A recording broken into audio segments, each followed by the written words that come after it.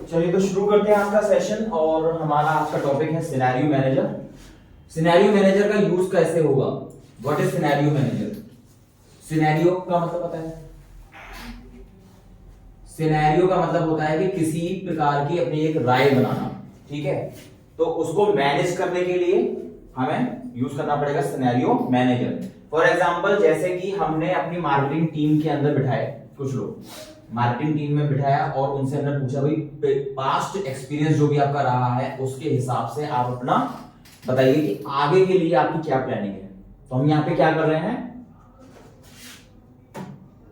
तो हम यहाँ पे एक हिसाब लगाएंगे कि अगर मेरा पिछला, एक मिनट, हम सिनेरियो मैनेजर कर रहे हैं ना, हाँ, उसके लिए हमें क्या करना पड़ेगा, पहले डेटा ऑर्गेनाइज करना पड़ेगा। और डेटा हमें क्या दिया हुआ है, यहाँ पर ये क्वांटिटीज दी हुई है। मान लीजिए कि ये अप्रैल मंथ का है और हमने वो सब खरीदा था इस प्राइस में, ठीक है। तो हमारा टोटल कॉस्ट कितना गया होगा, अगर मैं इंडिविजुअली निकाल दूंगा उसको बोल देंगे हम पर यूनिट या फिर पर आइटम कॉस्ट क्या पड़ रही होगी। तो यहां पे फॉर्मूला क्या लगा देंगे हम, equal quantity multiply cost price, ठीक है। और उसके बाद आप ड्रैग कर दोगे तो ये रेफरेंसिंग लग जाएगी आपकी, और यहाँ पे आपका कॉस्टिंग आ जाएगा। यानी कि आपका शूज का टोटल स्टॉक जो पड़ा हुआ है वो 6 लाख रुपए का है, सॉक्स का स्टॉक पड़ा हुआ है 54,000 का है, फुल स्लीव्स की शर्ट का जो स्टॉक है वो इस तरह से सभी आइटम्स का आपको दिखा देगा। अब आपने हिसाब लगाना है कि आप सेलिंग प्राइस जो रख रहे हो वो 14% रख रहे हो, ठीक है, यानी 14% प्रॉफिट मार्जिन रहेगा आपका, राइट। तो इसके लिए हम क्या करेंगे, पहले ये निकालेंगे कि शूज जो आपने 3,000 रुपए के खरीदे थे आप उसको कितने रुपए में बेचोगे, ठीक है, पर पेयर। तो हम यहां पे क्या फॉर्मूला लगा देंगे, equal cost price plus cost price का 14%, ठीक है, और एंटर कर देंगे। तो हमारा जो एक पेयर ऑफ शू हमने खरीदा था 3,000 रुपीज का, हम उसको कितने में बेच सकते हैं, 3420 रुपए में, 3,420। एंड इसको भी हम ड्रैग कर देते हैं तो आपके सभी आइटम्स की जो per unit cost, per unit selling price जो होगी वो आ जाएगी। उसके बाद में आप आ जाएंगे अमाउंट पर। अगर मेरी ये 200 की क्वांटिटी जो मेरे पास पड़ी हुई है, अगर मैं वो सारी बेच देता हूं तो मेरे पास रेवेन्यू कितना जनरेट होगा। ये जो अमाउंट है ये क्या है, रेवेन्यू, कितना सेलिंग करने के बाद हमारे पास पैसा आ जाएगा। तो हम क्या कर देंगे, quantity multiply selling price, okay. फिर हमने इसको ड्रैग कर दिया तो हमारे पास सभी आइटम्स का पता लग जाएगा कि अगर सारा आइटम मैंने बेच दिया अपना तो मुझे हर एक पर कितना कितना रेवेन्यू जनरेट होगा, ठीक है। और आखिरी जो कॉलम है मेरे पास वो है प्रॉफिट का। प्रॉफिट क्यों निकालना जरूरी है, क्योंकि मैंने जो सामान खरीदा था, यानी कि शूज जो खरीदे थे 6 लाख रुपए के खरीदे थे, बट अगर मैं सारे शूज बेचता हूं तो मुझे 6,84,000 रुपए मिल रहे हैं। तो मैं क्या करूंगा, डिफरेंस निकालूंगा, यानी कि 6,000 रुपए की कॉस्टिंग थी, 6,84 में मैंने बेच दिया, तो प्रॉफिट कैसे निकालेंगे, सेलिंग प्राइस, सेलिंग करने के बाद में जो हमारा रेवेन्यू आया उसमें से माइनस कर देंगे हम ये वाला अमाउंट, ठीक है। तो हमारा तो टोटल प्रॉफिट आ जाएगा कि हमारा 84,000 रुपए शूज में बच गए हैं, और बाकी का जो आइटम है वो हमें कंट्रोल डी करके मिल जाएगा। यानी कि 7560 का प्रॉफिट हमें सॉक्स पे हो गया, फुल स्लीव शर्ट पे हमें 31,500 का हो गया, एंड सो ऑन, ठीक है। अब हम निकालते हैं total business profit. Total business profit कैसे निकलेगा, सम का फॉर्मूला लगाकर इन सबको हम टोटल कर देंगे, सम का फॉर्मूला लगाकर और एंटर कर देंगे। तो हमारा टोटल बिजनेस प्रॉफिट जो आया है 4,48,105 रुपए, ठीक है।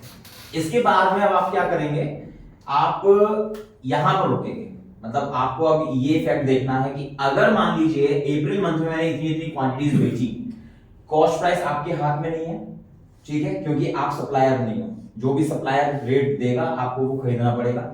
उसके बाद में सेलिंग प्राइस अगर आपने बढ़ाया, आपने सोचा कि भाई पिछले महीने मैंने 14% प्रॉफिट कमाया था, इस महीने में 15% या 16% कमा लूं, तो ये आप अपनी मर्जी से नहीं कर सकते, आपको मार्केट स्टडी करना पड़ेगा। मार्केट में अगर कोई और बंदा है जो सस्ता बेच रहा है तो आप क्या करोगे, आपको और कम में बेचना पड़ सकता है, या फिर उतने नहीं बेचोगे जितने में आपने अप्रैल में बेचा था, तो आप सेलिंग प्राइस भी नहीं बढ़ाओगे। आपके हाथ में क्या चीज है, क्वांटिटी ज्यादा से ज्यादा बेचना है, यानी कि मेरे पास ग्राहक कस्टमर ज्यादा से ज्यादा आए तो मेरी रेवेन्यू ज्यादा होगा, तो प्रॉफिट ज्यादा होगा, ठीक है। तो हम क्या करने वाले हैं, यहां पर इफेक्ट देखेंगे बट क्वांटिटीज का एक एस्टिमेट लगा लेंगे, जिसके लिए मैंने अपनी मार्केटिंग टीम को एज अ मीटिंग बुलाया है। ठीक है, तो उसके लिए हम कहां पे जाएंगे, सिनेरियो मैनेजर, जो कि आपको मिलेगा रिबन पर जाएंगे। एंड सिनेरियो मैनेजर के लिए आपको आना होगा डेटा टैब के अंदर, व्हाट इफ एनालिसिस में। डेटा टैब के अंदर व्हाट इफ एनालिसिस के अंदर आपको मिलेगा ये सिनेरियो मैनेजर का ऑप्शन, इस पे आ जाते हैं। और यहां पर जो भी सिनेरियो पहले से बना हुआ हो उसको पहले डिलीट कर देना, जिससे कि आपको एक फ्रेश स्टार्ट मिल सके, एक नए सिरे से काम करेंगे। तो आप यहां पर ऐड करिए, ऐड करने पर यहां पे आप बताइएगा जो भी एग्जीक्यूटिव आपको राय दे रहा है उसके हिसाब से वो कितना टारगेट अचीव कर सकता है। तो मैंने यहां पे लिख दिया एक नाम जेवियर। ठीक है, और अब जेवियर से मैं कह रहा हूं कि इन क्वांटिटीज की जगह पर तुम्हारा अगले महीने का टारगेट क्या होगा। तो मैंने यहां पे लिख दिया, यहां पे लिखा हुआ चेंजिंग सेल्स। चेंजिंग सेल्स पर आप आते हैं, इस वाले एरो पे क्लिक करोगे और फिर यहां पे क्वांटिटीज को सेलेक्ट कर देना। क्वांटिटीज को सेलेक्ट करने के बाद उसका सेल एड्रेस अंदर पहुंच जाएगा रेफरेंसिंग में, और फिर आप ओके कर देंगे। अब बाहर जो क्वांटिटीज थी डेटा के अंदर वो अंदर पहुंच चुकी हैं, और अब आपको रिप्लेस करना है इनको न्यू क्वांटिटी से एज पर एस्टिमेशन, और इसको हम क्या बोलते हैं, सिनेरियो। ठीक है, एक अनुमान लगा रहे हैं हम, बस जरूरी नहीं है कि वो अचीव हो ही जाएगा। तो हमने यहाँ पे क्या करना है, क्वांटिटीज चेंज कर देते हैं। 200 की जगह पे मान लीजिए उसने 250 बोला, 300 की जगह पर मान लीजिए उसने 325 बोला, 150 की जगह 200, 250 की जगह 275, 226 की जगह 250, 336 350, 485 की जगह पे उसने 525 कर दिया, 596 की जगह पे 600 कर दिया। ठीक है, और फर्दर 600 की जगह पे उसने कहीं कुछ हो भी सकता है कि वो कम क्वांटिटी बताए कि सर इतना अचीव नहीं हो पाएगा, तो हम यहाँ पे चेंज कर देते हैं 550। ठीक है, और ऐसे करके हमने इसको ओके कर दिया। अब जेवियर ने जितनी भी क्वांटिटीज बताई हैं आपको वो हमने रिकॉर्ड कर ली, और अब इफेक्ट देख रहे हैं। इफेक्ट कैसे देखेंगे, समरी पर जाकर। अगर आपने शो पर क्लिक किया तो इसी डेटा के अंदर चेंज हो जाएगा। आपको इस डेटा में चेंज नहीं करना है, आपको समरी पे जाना है। समरी पे जाओगे और आपके यहाँ रिजल्ट सेल, क्योंकि मैंने पहले से अपना कर्सर यहाँ छोड़ा हुआ था इसलिए वो सेल पहले से लिखा हुआ आ रहा है। अगर पहले से सिलेक्शन नहीं छोड़ा है तो ध्यान रखना कि यहाँ पर आपका वो सेल आना चाहिए जहां पे प्रॉफिट आ रहा है, और प्रॉफिट आपको डायरेक्टली नहीं लिखना, फॉर्मूला लगाकर लिखना पड़ेगा, तभी इफेक्ट आएगा, नहीं तो नहीं आएगा। ओके कर देंगे और एक नई शीट खुल जाएगी और वो कंपैरिजन दिखा रहा होगा पिछली क्वांटिटीज का और इस क्वांटिटीज का। पिछली क्वांटिटीज के हिसाब से आपका एक्चुअल प्रॉफिट है 448, but as per estimation of Xavier, Xavier ने जो क्वांटिटीज बताई हैं अगर मैंने उस हिसाब से काम कर लिया तो मेरा जो प्रॉफिट है वो 4,82,000 तक जा सकता है। ठीक है, तो ये किस चीज का काम है, प्लानिंग का। आप प्लानिंग कर रहे हो, अभी मार्केट में उतरा नहीं है जेवियर, मार्केट में उतरने से पहले उसने प्लानिंग कर ली है कि सर मेरे को इस टारगेट को अचीव करना है। तो अब मैनेजर क्या करेगा, जेवियर को बार बार बोलेगा कि जेवियर तुम्हारा टारगेट देखो इतना है, अभी तक तुमने इतना ही किया है बस, तो स्पीड अप योर परफॉर्मेंस। इसीलिए स्कूल्स वगैरह में क्या करते हैं, यूनिट टेस्ट वगैरह लेते हैं, जैसे कि आपको अपने परफॉर्मेंस पता लग सके और फाइनल एग्जाम तक पहुंचते पहुंचते आपकी परफॉर्मेंस इंप्रूव हो सके और अच्छे मार्क्स आ सके। ठीक है, तो इस तरीके से आप क्या कर रहे हो, सिनेरियो मैनेजर बना रहे हो और सिनेरियो समरी में आपको कंपैरिजन दिखाते हैं इन एडवांस प्लानिंग में। इसी तरीके से अगला टॉपिक देखते हैं, पहले साल में देखते हैं कि हमें क्या क्या दिया हुआ है। प्रोडक्ट का नाम दिया हुआ है, कॉस्ट प्राइस दी हुई है, सेलिंग प्राइस दी हुई है, क्वांटिटी दी हुई है। अब इसके अंदर आपको दो कॉलम नहीं दिए हुए, पिछले वाले में दो कॉलम एक्स्ट्रा दिए हुए थे अमाउंट वाले, इसमें वो नहीं है, तो हम अमाउंट वाला कॉलम या तो ऐड कर सकते हैं, बट अगर आपको डेटा छोटे रूप में रखना है तो जो अमाउंट वाले के अंदर था फॉर्मूला, उसी फॉर्मूले को डायरेक्टली आप प्रॉफिट में भी ऐड कर सकते हो, राइट। जैसे कि इक्वल किया मैंने, और प्रॉफिट में हम क्या करते हैं, सेलिंग प्राइस, सेलिंग में से माइनस करते हैं कॉस्ट प्राइस को, तो हम पहले सेलिंग प्राइस वाला हिसाब लगाते हैं कि रेवेन्यू को पहले रखेंगे। रेवेन्यू कैसे निकलता है हमारा, 4500 मल्टीप्लाई 20, ठीक है, और फिर माइनस, बट इसमें ध्यान रखना ब्रैकेट जरूर लगा देना, स्टार्टिंग में ब्रैकेट लगा देना और फिर 4500 मल्टीप्लाई 20 करना, फिर ब्रैकेट क्लोज करके माइनस करना इसमें से क्वांटिटी मल्टीप्लाई कॉस्ट प्राइस को, bracket open, quantity again multiply cost price, फिर ब्रैकेट क्लोज। इस तरीके से आपका ये फॉर्मूला आएगा। तो पहला वाला जो फॉर्मूला है ब्रैकेट में वो है रेवेन्यू को डिनोट कर रहा है, और दूसरा वाला जो ब्रैकेट है वो आपको कॉस्टिंग जो आपकी आई है खरीदने पे उसको डिनोट कर रहा है। तो पहले रेवेन्यू में से माइनस कर दिया हमने कॉस्टिंग को, तो हमारा ये डायरेक्टली प्रॉफिट आ जाएगा, और इसको कंट्रोल डी कर दीजिए, और यहां पर आप निकाल दीजिए total revenue, total profit equal सम लगाइए, एंड यहां पर आप इसको सम कर दीजिए। तो ये आपका 96,000 आ गया टोटल प्रॉफिट। और रेवेन्यू कैसे निकालोगे? टोटल रेवेन्यू, टोटल रेवेन्यू कैसे आएगा, कैसे बताया था? इक्वल ये मल्टीप्लाई 20 प्लस ये multiply 30 plus 6600 multiply 15 plus 12,000 multiply 6।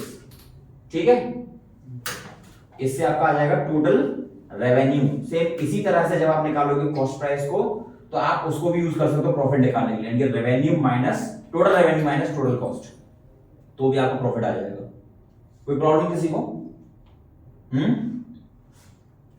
निकालें, जो टोटल कॉस्ट निकाल लेते हैं। 3000 multiply 20 plus 1800 multiply 30 plus 5000 multiply 15 plus 10,000 multiply 6। ठीक है, अब हिसाब लगाओ जरा। 3,45,000 में से 2,49,000 माइनस करते हैं तो क्या आएगा? ये माइनस ये 96 ही आ रहा है। अब कौन सा मेथड सिंपल लग रहा है ये बताओ, ये वाला या ये वाला? इसमें पहले आपको रेवेन्यू निकालना पड़ा, फिर आपको कॉस्ट निकालनी पड़ी, फिर उसका डिफरेंस निकालना पड़ा, और इस वाले में आपने इतना लंबा फॉर्मूला लगाया है। इसमें आपको प्रॉफिट आइटम वाइज भी पता चल रहा है और टोटल बिजनेस प्रॉफिट भी पता चल रहा है।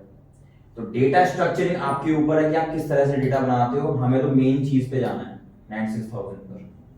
अब यहां पे लगाते हैं scenario manager. Again we are coming to data what if analysis scenario manager, फिर ऐड कर देते हैं यहां पर एक नया नाम अविनाश।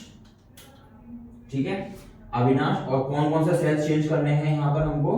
क्वांटिटी वाले ऑलरेडी सिलेक्टेड थे हमारे पिछले वाले में, इसलिए हमने क्वांटिटी वाला ले लिया, एंड फिर हमने ओके किया। ओके करने के बाद अभी क्वांटिटीज चेंज कर दीजिए अपनी मर्जी से। तो 20 की जगह पे मैं कर रहा हूं 30 की जगह हम कर देते 50, 15 की जगह 45 एंड 6 की जगह पर 15। ठीक है, ओके कर दीजिए एंड क्लिक ऑन समरी। और कहां पे प्रॉफिट का रिजल्ट देखना है मुझे? 96,000 पे क्या चेंज पड़ेगा वो हमें देखना है। ओके कर देते हैं तो ये कुछ इफेक्ट आएगा यहाँ पर। पिछले वाले के हिसाब से आपका जो था किसका दिखाया है? अच्छा, एक मयंक नाम से बना हुआ था, तो मयंक का दिखा रहा है। आपको अविनाश वाला देखना जो अभी अभी हमने बनाया है। ठीक है, करंट वैल्यूज आपकी यहाँ दिखा रही है 96,000 का प्रॉफिट। मयंक का जो बनाया हुआ है वो भी देख सकते हैं आप 1,92,000, बट अभी अभी जो मैंने क्वांटिटीज डाली हैं उसके हिसाब से 1,97,000 का टारगेट अचीव कर सकते हो। ठीक है, समझ में आ गए स्टेप्स? आ गया ना? डाउट किसी को कुछ तो है नहीं? पक्का ना?